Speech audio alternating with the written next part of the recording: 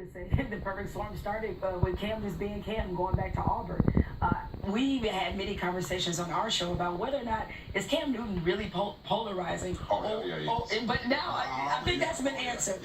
Or are we allowing people on minimal platforms to overtake the conversation, like the mom who wrote the letter? And especially once you also have the grenade of race in there as well, suddenly every time there's a criticism or whatever, it becomes something bigger.